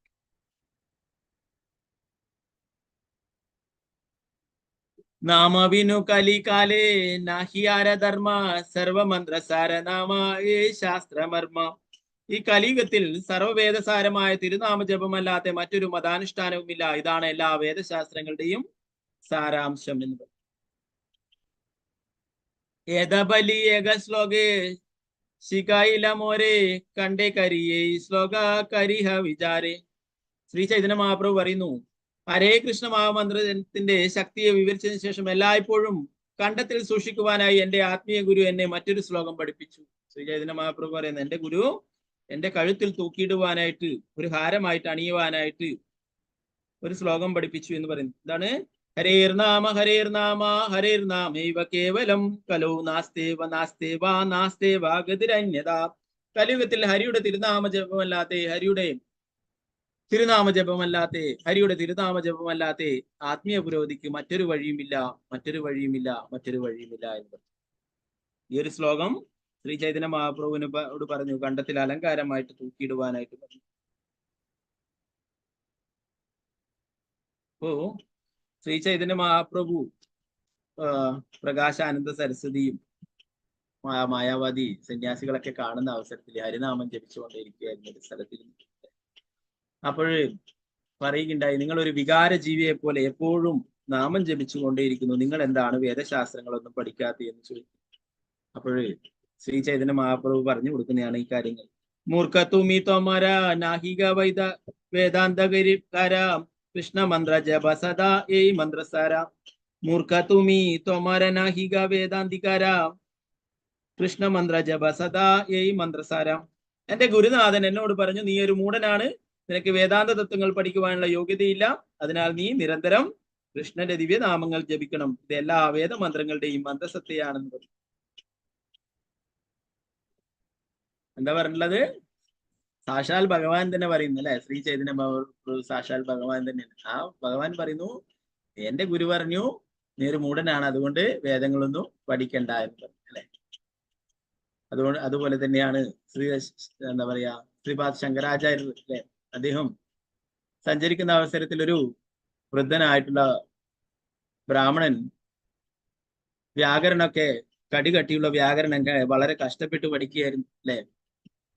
അപ്പോഴാണ് ശ്രീപാദ് ശങ്കരാചാര്യരും പറഞ്ഞിട്ടുള്ളത് അല്ലെ, ഗോവിന്ദം ഭജ ഗോവിന്ദം അല്ലെ, നീ ഗോവിന്ദനെ ഭജിക്കൂ. എടാ മൂടാ, നിനക്ക് ഈ അവസാന കാലത്ത്, ആ ശ്ലോകം ഞാൻ ഓർക്കുന്നു, അവസാന കാലത്ത് നിന്നെ രക്ഷിക്കുവാൻ ഈ സംസ്കൃത വ്യാകരണം ഒന്നും ഒരിക്കലും ഉപകരിക്കില്ല, നീ ഗോവിന്ദനെ ഭജിക്കൂ എന്ന് പറയുന്നില്ലേ. അദ്വൈത സിദ്ധാന്തം പ്രചരിപ്പിക്കുവാനാണ് വന്നിട്ടില്ലെങ്കിലും ഭഗവാന്റെ നാമം ജപിക്കുവാനായിട്ട് പറഞ്ഞു ശ്രീ ശങ്കരാചാര്യർ. ഓക്കെ, അപ്പോ ഈ കലിയുഗത്തില് വേറെ ഒന്നും തന്നെ പ്രാവർത്തികമല്ല, ഭഗവാന്റെ തിരുനാമം ജപിക്കുകയാണ് വേണ്ടത് എന്ന് ഇവിടെ സാക്ഷാൽ ഭഗവാൻ തന്നെയായിട്ടുള്ള ശ്രീ ചൈതന്യ മഹാപ്രഭു പറയുന്നു. ഇങ്ങനെ പറയുന്നു. അതിന്റെ മുന്നേ ഉള്ള ഒരു ശ്ലോകത്തിന്റെ പർപ്പട്ടുണ്ട്. ഋഗ്വേദ യജുർവേദ സാമവേദ അഥർവണ അതീതാസ്തേന യേനാത്വം ഹരിരിതി അക്ഷരദ്വയം ഹ രി എന്നീ രണ്ടക്ഷരങ്ങൾ ജപിക്കുന്ന ഒരുവൻ മുമ്പേ തന്നെ ഋഗ് യജു സാമ അഥർവ എന്നീ 4 വേദങ്ങളും പഠിച്ചവനാണ്. ഓക്കെ, ഇവിടെ ഇവിടെ വെച്ച് ഓക്കെ. അപ്പൊ ഇതിവിടെ ശ്രീല പ്രഭുപാദരി ശാസ്ത്രങ്ങളിൽ നിന്നുള്ള ഉദാഹരണം കൊടുത്തിട്ട് പറയുന്നു, 4 വേദങ്ങളും പഠിച്ചവരാണ് ഹരി എന്ന ഒരു 2 അക്ഷരം ജപിക്കുന്ന ഒരാൾ മുമ്പേ തന്നെ നേരത്തെ പറഞ്ഞ പോലെ ആദ്യമേയുള്ള എല്ലാ പഠനം പൂർത്തിയാക്കിയിട്ട് ഹയർ എഡ്യൂക്കേഷന് പോണ പോലെ ഇവിടെ നമ്മൾ നാമം ജപിക്കുന്നുണ്ടെങ്കിൽ അതിന് മുന്നേ എല്ലാ കാര്യങ്ങളും പൂർത്തിയാക്കി എന്ന് പ്രഭുപാദർ ഇവിടെ വിശദീകരിക്കുന്നു. ശാസ്ത്രങ്ങളിൽ പറഞ്ഞിട്ടുള്ള കാര്യങ്ങൾ ഇവിടെ എടുത്തു പറഞ്ഞിരിക്കുന്നു.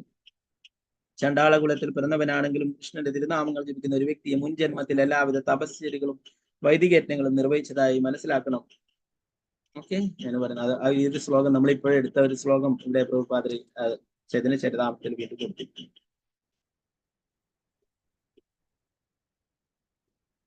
ശ്രീ ചൈതന്യ ചരിതാമത്തിൽ ധാരാളം സ്ഥലങ്ങളിൽ ഭഗവാന്റെ തിരുനാമത്തെ കുറിച്ച് പറയുന്നുണ്ട്. വേറെ യാതൊരു വഴിയുമില്ല എന്നുള്ള കാര്യം സാക്ഷാൽ ഭഗവാനായിരിക്കുന്ന ശ്രീ ചൈതന്യ മഹാപ്രഭു എന്ന് പറയുന്നത് അല്ലെ.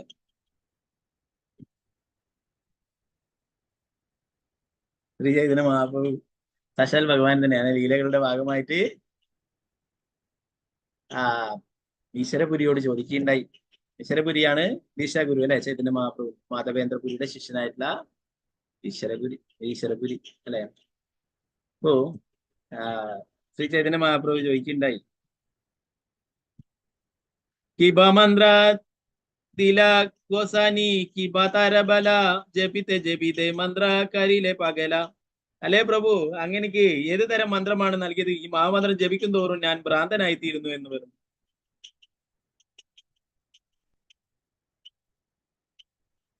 അതിനുത്തരമായിട്ട് ഗുരു പറയുന്നു, കൃഷ്ണനാമ മഹാമന്ത്രേര ഈത സ്വഭാവ ജപതാര കൃഷ്ണ ഉപജയ ഭാവ. ജപിക്കുന്ന ഏതൊരാളെയും കൃഷ്ണപ്രേമത്തിന്റെ ആധ്യാത്മിക ഉന്മാദത്തിൽ കൊണ്ടെത്തിക്കുക എന്നത് ഹരേ കൃഷ്ണ മഹാമന്ത്രത്തിന്റെ സ്വഭാവ സവിശേഷതയാണ്. ജപിക്കുകയാണെങ്കിൽ ഇങ്ങനെയൊക്കെ ഉണ്ടാവും, അതീന്ദ്രിയമായിട്ടുള്ള ആനന്ദം ഉണ്ടാവുമെന്ന് പറഞ്ഞു കൊടുക്കും. വേറെ ഭാഗങ്ങളിലും ഹരിനാമത്തിനെ കുറിച്ചിട്ട് പരാമർശിക്കുന്ന ഭാഗങ്ങൾ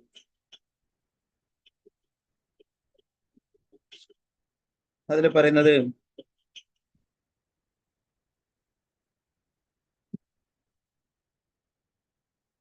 നാമവിഗ്രഹ സ്വരൂപ തീനേക രൂപ തീനെ വേദനാഹി തീന ചിദാനന്ദ രൂപ.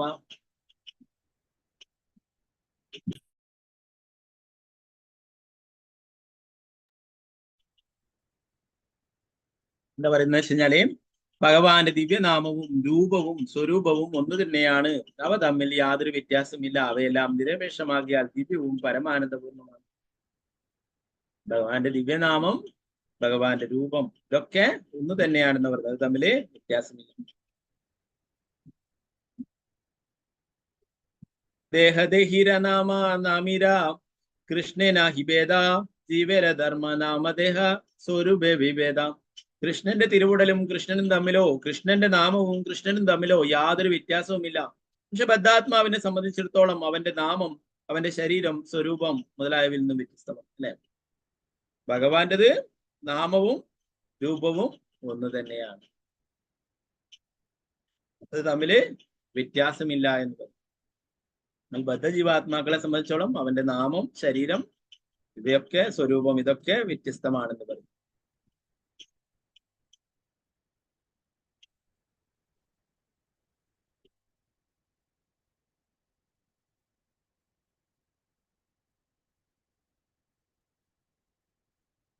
പ്രഭാതരി ആ ഒരു ശ്ലോകത്തിന്റെ ഭാവാർത്ഥത്തിൽ പറഞ്ഞു.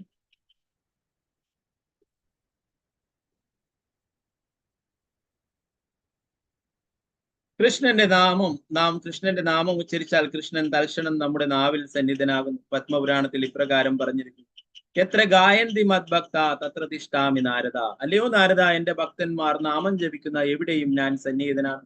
ഭക്തർ കൃഷ്ണന്റെ ദിവ്യനാമം ഹരേ കൃഷ്ണ കൃഷ്ണ കൃഷ്ണ ഹരേ ഹരേ ഹരേ രാമ രാമ രാമ ഹരേ ഹരേ കീർത്തനം ചെയ്യുമ്പോൾ കൃഷ്ണൻ തൽക്ഷണം പ്രത്യക്ഷനാകും. കൃഷ്ണൻ നമ്മുടെ നാവില് നൃത്തം ചെയ്യുന്നു എന്ന് പറഞ്ഞു. നാമചിന്താമണി കൃഷ്ണ ചൈതന്യരസ വിഗ്രഹ പൂർണ്ണശുദ്ധോ നിത്യമുക്തോ അഭിന്നത്വാൻ നാമനാമിനോ. കൃഷ്ണന്റെ തിരുനാമം അതീന്ദ്രിയ നിർവൃതിദായകമാണ്. അത് എല്ലാ ആധ്യാത്മിക അനുഗ്രഹങ്ങളും നൽകുന്നു. എന്തെന്നാൽ അത് സർവാനന്ദ സംഭരണിയായ കൃഷ്ണൻ തന്നെയാകുന്നു. കൃഷ്ണന്റെ നാമം സമ്പൂർണമാണ്. അത് എല്ലാ അതീന്ദ്രിയ രസങ്ങളുടെയും രൂപവുമാണ്. അതൊരവസ്ഥയിലും ഭൗതികമല്ല. അത് കൃഷ്ണനേക്കാൾ ശക്തി കുറഞ്ഞതുമല്ല. കൃഷ്ണന്റെ തിരുനാമം ഭൗതിക ഗുണങ്ങളാൽ മലിനപ്പെടാത്തതിനാൽ അത് മായയിൽ അകപ്പെടുന്ന പ്രശ്നമേയില്ല. കൃഷ്ണന്റെ നാമം എല്ലായ്പ്പോഴും മുക്തവും ആത്മീയവുമാണ്. അതൊരിക്കലും ഭൗതിക പ്രകൃതിയുടെ നിയമങ്ങളാൽ ബദ്ധമല്ല. എന്തെന്നാൽ കൃഷ്ണന്റെ നാമവും കൃഷ്ണനും അഭിന്നമാണ്. ഭഗവാനും ഭഗവാന്റെ നാമവും തമ്മിൽ യാതൊരു വ്യത്യാസവുമില്ല എന്നാണ് പറയുന്നത്. അഭിന്നത്വം നാമനാമിനു, വ്യത്യസ്തമല്ലാത്തത് മൂലം ഭഗവാന്റെ ദിവ്യനാമം എന്ന് പറയുന്നത് ഭഗവാൻ തന്നെയാണ്.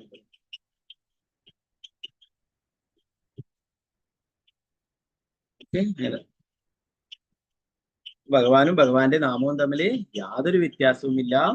സാക്ഷാൽ ഭഗവാൻ തന്നെയാണ് പറയുന്നത്. കലിയുഗത്തില് കലികാലേ നാമരൂപേ കൃഷ്ണാവതാരം. കലിയുഗത്തില് ഭഗവാൻ തന്നെയാണ് നാമത്തിന്റെ രൂപത്തില് അവതരിച്ചിട്ടുള്ളത്. ഇവിടെ ദേവഹൃതി എത്ര ഭാഗ്യവാന്മാരായിട്ടുള്ള ആൾക്കാരാണ് ഭഗവാന്റെ നാമം ജപിക്കുന്നത് എന്ന് പറയുന്നത്. അവര് അത്രയും ഭാഗ്യവാന്മാരായിട്ടുള്ള വ്യക്തികളാണെന്ന് പറയുന്നത്. ഇവിടെ ശിലപ്രഭുപാദരി ഹരിദാസ് ഠാക്കൂറിനെ പറ്റിയിട്ടൊക്കെ പറയുന്നുണ്ട്. ഹരിദാസ് ഠാക്കൂർ അല്ലെ ഒരു മുഹമ്മദീയ കുടുംബത്തിലാണ് ജനിച്ചിട്ടുള്ളത് അല്ലെ.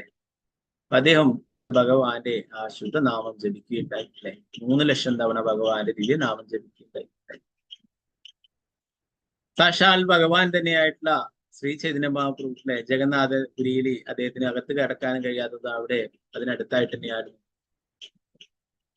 താമസിച്ചുകൊണ്ട് ഒരു വൃക്ഷത്തിന്റെ അടിയിൽ താമസിച്ചുകൊണ്ട് ഭഗവാന്റെ തിരുനാമം ജപിച്ചിരുന്നു അല്ലെ.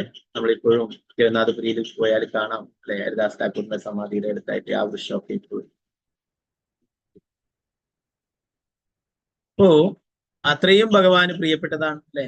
സാക്ഷാൽ ഭഗവാൻ തന്നെയായിരിക്കുന്ന ശ്രീ ചൈതന്യ മഹാപ്രഭു സ്വന്തം കൈകൊണ്ട് ജഗന്നാഥ മഹാപ്രസാദം ഹരിദാസ് ഠാക്കൂറിന് നൽകിയായിരുന്നു.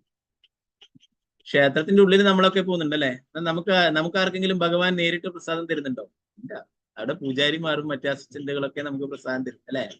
എന്നാൽ ഇദ്ദേഹം ഒരു താഴ്ന്ന കുലത്തിൽ ജനിച്ചതവനായിട്ട് പോലും ക്ഷേത്ര അധികാരികളോ ക്ഷേത്രത്തിന്റെ ഭാരവാഹികളൊന്നും ഒരിക്കലും അതിനുള്ളിൽ കയറ്റില്ല അദ്ദേഹത്തെ. എന്നാൽ സാക്ഷാൽ സ്വയം ജഗന്നാഥ ഭഗവാൻ തന്നെയായിരിക്കുന്ന ശ്രീ ചൈതന്യ മഹാപ്രഭു, സാക്ഷാൽ കൃഷ്ണൻ തന്നെയാണ് ജഗന്നാഥ ഭഗവാൻ അല്ലെ. അദ്ദേഹം തന്നെയാണ് ശ്രീ ചൈതന്യ മഹാപ്രഭു. ആ ശ്രീ ചൈതന്യ മഹാപ്രഭു സ്വന്തം കൈകൊണ്ട് അദ്ദേഹം ഉള്ള സ്ഥലത്ത് കൊണ്ടുപോയിട്ട് പ്രസാദം. അത്രയും ഭഗവാന്റെ പരിശുദ്ധ ഭക്തനാണ് അല്ലെ. അദ്ദേഹം അവസാന സമയങ്ങളിൽ വളരെ നാമം ജപിക്കാൻ 3 ലക്ഷം തവണ പൂർത്തിയാക്കാൻ കഴിയാതെ വളരെയേറെ വിഷമിച്ചു. ശ്രീ ചൈതന്യ മഹാപ്രഭു തന്റെ അനുയായികളെടുത്ത് ഭക്ഷണമൊക്കെ കൊടുത്തു അയച്ച് പ്രസാദമൊക്കെ കൊടുത്തു കഴിഞ്ഞാൽ അത് ചിലപ്പോഴൊക്കെ അദ്ദേഹം വേണ്ട എന്ന് പറയുമായിരുന്നു. ഞാൻ എൻ്റെ നാമം ജപം ഇന്ന് പൂർത്തിയാക്കിയില്ല, 3 ലക്ഷം തവണ തികച്ചില്ല, അതുകൊണ്ട് എനിക്കിന്ന് പ്രസാദം വേണ്ട എന്നും പറയുന്നത്. ശ്രീ ചൈതന്യ മഹാപ്രഭു തന്നെ സ്വയം അവിടെ വരികയുണ്ട്, ചോദിക്കുകയുണ്ടായി, നിനക്ക് എന്തെങ്കിലും വയ്യായ്മയുണ്ടോ എന്ന് ചോദിച്ചു. എനിക്ക് ഈ ശരീരത്തിനൊരു വയ്യായ്മയില്ല, എൻ്റെ മനസ്സിനാണ് വയ്യായ്മ. എനിക്ക് എൻ്റെ നിശ്ചിതമായിട്ടുള്ള ആ ഒരു 3 ലക്ഷം തവണ നാമം ജപിക്കുവാനായിട്ട് സാധിക്കുന്നില്ല എന്ന് പറഞ്ഞു. ശ്രീ ചൈതന്യ മഹാപ്രഭു പറഞ്ഞു, നീ സാധാരണ ഒരു ബദ്ധജീവാത്മല്ല, നീ ഭഗവാന്റെ ദിവ്യനാമം പ്രചരിപ്പിക്കുവാനായിട്ട് ഇവിടെ വന്നിട്ടുള്ളതാണ്. നിന്റെ ദൗത്യം അത് മാത്രമാണ്. നീ അത് പൂർത്തിയാക്കി കഴിഞ്ഞു. നീ ഭഗവാന്റെ തിരുനാമം എല്ലായിടത്തും പൂർത്തിയാക്കി കഴിഞ്ഞു. അതുകൊണ്ട് നീ ഇത്ര തവണ ജപിക്കണമെന്നില്ല, ഇനി കൊണ്ട് സാധിക്കുന്നത് ജപിച്ചാൽ മതി. പിന്നീട് ഹരിദാസ് താക്കൂർ തന്നെ പറയുകയുണ്ടായി, അങ്ങ് ഈ ഇവിടുന്ന് ലീലകൾ അവസാനിപ്പിച്ചു പോകുന്നതിന്റെ മുന്നേ എനിക്ക് ഇവിടെ നിന്ന് പോകണം, എനിക്ക് അങ്ങേയില്ലാതെ അങ്ങേ വേർതിരിഞ്ഞിട്ട് ഇവിടെ നിൽക്കാൻ സാധിക്കില്ല എന്ന് പറയും.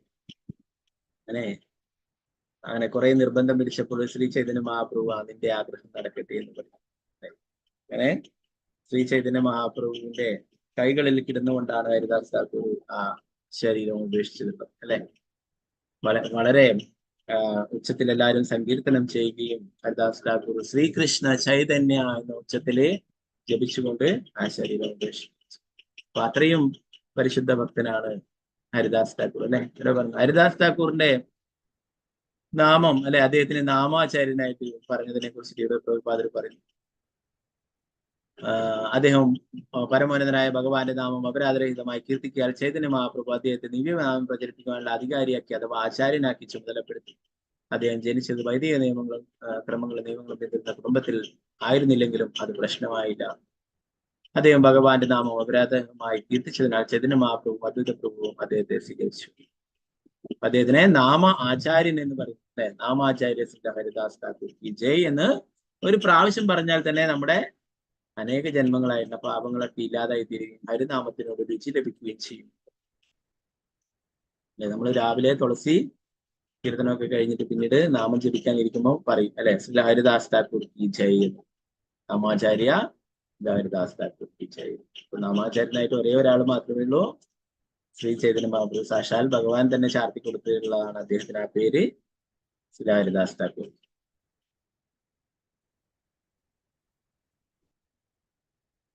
ധാരാളം കാര്യങ്ങളിൽ വിശദീകരിക്കാൻ സമയം ഏകദേശം ആവാറായി. അല്ലെ, അപ്പോ നമുക്ക് വേറൊരു അവസരത്തിൽ കൂടുതലായിട്ട് എടുക്കാം. അല്ലെ, അപ്പോ രൂപ ഗോസ്വാമി പറയുന്നു, ഹരിനാമം എന്ന് പറയുന്നത് ഭഗവാനേക്കാളും കാരുണ്യമാണെന്ന് പറയുന്നു.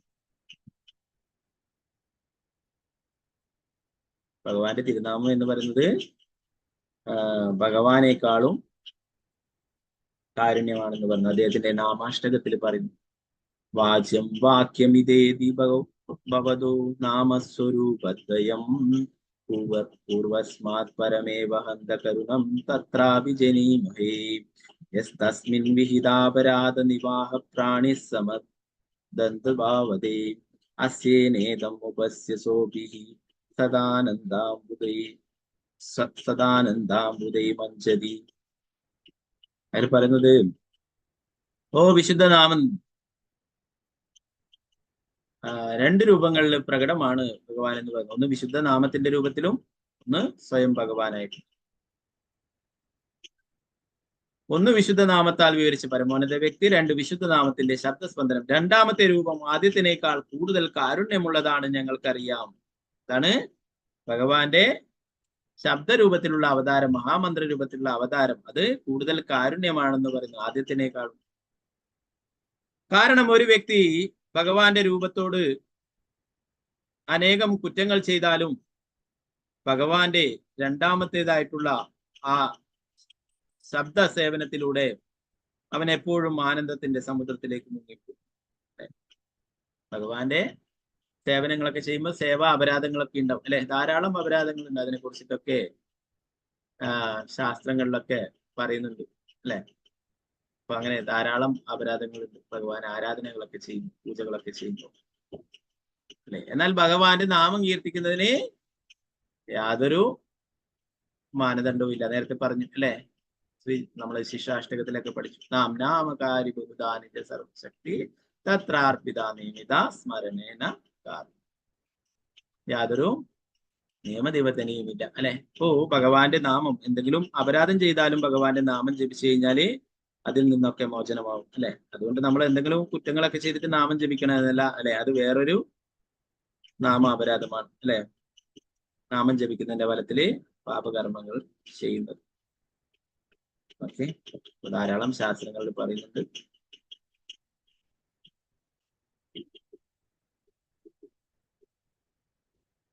അതുപോലെ തന്നെ നരോത്തമദാസ് താക്കൂറും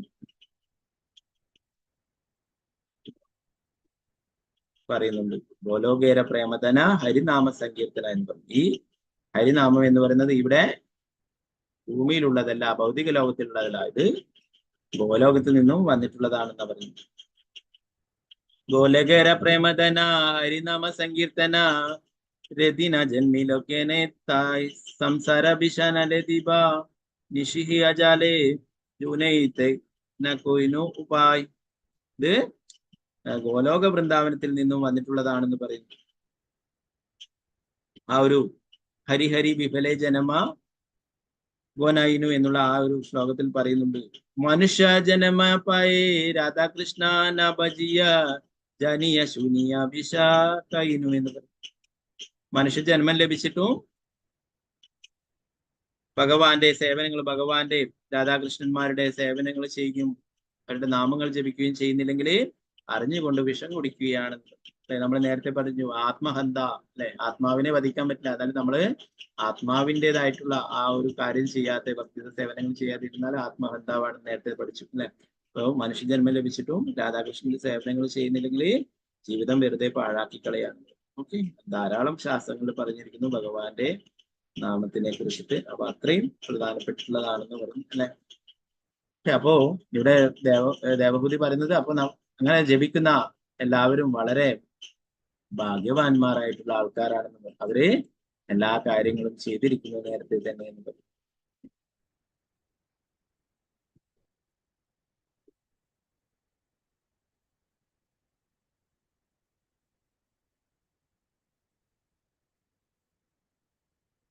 ഓക്കെ, ചാറ്റിൽ ഇട്ടിട്ടുണ്ട് അല്ലെ? ആ, ഭജഗോവിന്ദം ഭജഗോവിന്ദം ഗോവിന്ദം ഭജമൂടമതേ സംപ്രാപ്യത്തെ സന്നിഹിതേ കാലേ നഹി നഹി രശ്യതി, അല്ലെ? വ്യാകരണ എന്നുള്ളത് അത് സംസ്കൃത വ്യാകരണല്ലോ. ഈ അവസാന സമയത്തും നിന്നെ രക്ഷിക്കാനായിട്ടില്ല ഗോവിന്ദനെ ഭജിക്കുന്നത്, അല്ലെ? ശങ്കരാചാര്യര് അദ്വൈത സിദ്ധാന്തം പ്രചരിപ്പിക്കുവാനായിട്ട് വന്നിട്ടുള്ളതാണ്. എങ്കിലും അദ്ദേഹം യഥാർത്ഥമായിട്ടുള്ള ആ ഒരു കാരുണ്യവും കാണിക്കുന്നു, അല്ലെ? നാമം ജപിക്കുവാനായിട്ട് പറയുന്നു, ഗോവിന്ദന്റെ നാമം ജപിക്കൂ എന്ന് പറഞ്ഞു. അത് ഭഗവാന്റെ തന്നെ പ്ലാൻ ആയിരുന്നു. ശിവൻ തന്നെയാണ് വന്നിട്ടുള്ളത്, നമ്മൾ നേരത്തെ പറഞ്ഞു, അല്ലെ? ഭഗവാൻ അയച്ചിട്ടുള്ളതാണ്. ഓ, അതില് മായാവാദം പ്രചരിപ്പിക്കുന്ന അങ്ങനെ പോകട്ടെ, നല്ല അതിൽ നിന്നും അതിനെ എതിർത്ത് കൊണ്ടുവരുന്നവരൊക്കെ പരിശുദ്ധ ഭക്തിയുടെ സേവനം ചെയ്യാനായിട്ടുമുള്ള ഭഗവാന്റെ ഒരു അങ്ങനെയുള്ള ഒരു ലീലയാണ്, അല്ലെ? അപ്പൊ അതിനുശേഷം മധ്വാചാര്യർ വരികയുണ്ടായി, അല്ലെ? ദ്വൈത സിദ്ധാന്തപ്രകാരം. അതിനുശേഷം ശ്രീ ചൈതന്യ മഹാപ്രഭു തന്നെ അചിന്ത്യ ഭേദ അഭേദ തത്വം പ്രചരിപ്പിക്കുകയും നാമം പ്രചരിപ്പിക്കുകയും, അല്ലെ? അപ്പം ആ ഒരു ശ്രീബുദ്ധനായിട്ട് വന്നിട്ട് മൃഗങ്ങളെയൊക്കെ കശാപ്പ് ചെയ്യുന്നത് ഇല്ലാതാക്കുകയും അതിനു വേണ്ടിയിട്ട് യാതൊരു യത്നങ്ങളും യാഗങ്ങളൊന്നും അനുഷ്ഠിക്കണ്ട, അങ്ങനെ ദൈവം എന്നൊന്നില്ല എന്നൊക്കെ പറഞ്ഞിട്ട് അവരൊക്കെ ആ മൃഗബലി നടത്തുന്നതിൽ നിന്നും അവരെ മാറ്റുകയും യത്നത്തിന്റെ ഒക്കെ പേര് പറഞ്ഞിട്ട് മൃഗങ്ങളെയൊക്കെ കൊന്നു തിന്നുന്ന ആ ഒരു അവസ്ഥയിൽ നിന്നും പശുക്കളെയും മറ്റു മൃഗങ്ങളെയൊക്കെ രക്ഷിക്കുവാനായിട്ട് ഭഗവാൻ അങ്ങനെ ശ്രീബുദ്ധനായിട്ട് വരികയും അതിനുശേഷം പിന്നീട് അങ്ങനെ ഒന്നുമില്ലാത്ത നിലയിൽ നിന്നും അദ്വൈത സിദ്ധാന്തം പ്രചരിപ്പിക്കുവാനായിട്ട് ശങ്കരാചാര്യരെ അയക്കുന്നു. ഓക്കെ ഓക്കെ, അപ്പൊ ബാക്കി ഭാഗങ്ങൾ നമുക്ക് നാളത്തെ ക്ലാസ്സിൽ നോക്കാം. ഓക്കെ, അപ്പോൾ ഇന്ന് 16, നാളെ 17, നാളെയും കൂടി നമുക്ക് പറ്റുമെങ്കിൽ എടുക്കാം. പിന്നീട് 18, 19 നോക്കിയിട്ട് നമുക്ക് തീരുമാനിക്കാം. അത് പിന്നീട് ഗ്രൂപ്പിൽ അറിയിക്കേ കേട്ടോ, ടെമ്പിളിലെ കാര്യങ്ങളൊക്കെ നോക്കിയിട്ട്. 18 രാവിലെ തന്നെ പൂജകളും കാര്യങ്ങളൊക്കെ ഉണ്ടെന്നാണ് പറഞ്ഞിട്ടുണ്ടായിരുന്നത്. ഓക്കെ, 19 അഭിഷേകവും കാര്യങ്ങളൊക്കെ ഉണ്ട്. ओके, हरे कृष्णा। वंदराय श्रीमद् भागवतम की जय, श्रील प्रभुपाद की जय, महाराज की जय, गुरु प्रेमानंदे हरे हरे। वांछकल्पतरुभ्यश्च कृपा सिन्धुभ्यः च पतितानां पावनेभ्यो वैष्णवेभ्यो नमो नमः। आनंद कोटि वैष्णव की जय, श्रील प्रभुपाद की जय, गुरु महाराज की जय, गुरु प्रेमानंदे हरे।